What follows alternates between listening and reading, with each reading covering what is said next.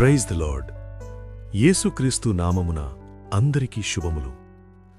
ఎలా ఉన్నారు ప్రియమైన సహోదర సహోదరీమణులారా? దేవుని మహాకృప వల్ల మీరు అందరూ బాగానే ఉన్నారని నమ్ముతున్నాను. సరే, ఈరోజు దేవుని వాక్యాన్ని చూద్దాం రండి. ఈరోజు వాక్యం ఏమిటంటే సామెతలు 31:30. అందము మోసకరము, సౌందర్యము వ్యర్థము. యెహోవాయందు భయభక్తులు కలిగిన స్త్రీ కొనియాడబడును. ప్రియమైన సహోదర సహోదరీమణులారా, ఈ రోజుల్లో మనం ఒక విషయం చాలా స్పష్టంగా చూస్తున్నాం.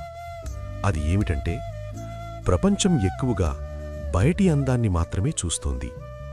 అలాగే సోషల్ మీడియా, సినిమాలు, ఫ్యాషన్ షోలు ఇవన్నీ మనకు ఒక విషయం చెబుతున్నాయి. అది ఏమిటంటే అందంగా ఉండటం చాలా ముఖ్యమని. కాని దేవుని వాక్యం ఏమి చెబుతోంది? అందము మోసకరము, సౌందర్యము వ్యర్థము. అంటే ఏమిటి? శరీర అందం శాశ్వతం కాదు, అది కాలంతో మారిపోతుంది. కాని ఒక విషయం మాత్రం ఎప్పటికీ మారదు. అది ఏమిటంటే దేవుని యందు భయభక్తులు కలిగిన హృదయం. ప్రియులారా, దేవుని భయభక్తులు కలిగిన హృదయం దేవునికి చాలా విలువైనది. శరీర అందమనేది కొంతకాలం మాత్రమే కనిపిస్తుంది. కాని దేవుని భయభక్తి, మంచి హృదయం ఇవి ఒక మనిషిని నిజంగా గొప్పవారిగా చేస్తాయి. ప్రియమైన సహోదర సహోదరీమణులారా, ఈ లోకంలో మనం చూసేది తాత్కాలికమైన శరీర అందం మాత్రమే. కాని దేవుడు చూసేది మన హృదయం.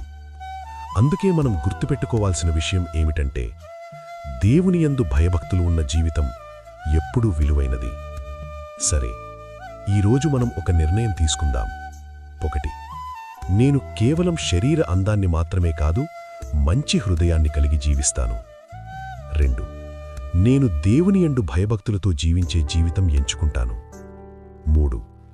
నా జీవితం దేవునికి ఇష్టమైనదిగా ఉండేటట్లు జీవిస్తాను. ప్రియులారా, మనుషులు నీ శరీర అందాన్ని చూసి ప్రేమిస్తారు. కాని దేవుడు మాత్రం దేవుని యందు భయభక్తులు కలిగిన హృదయాన్ని కొనియాడుతాడు.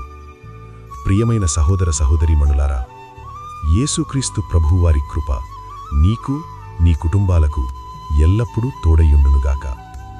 ఆమేన్.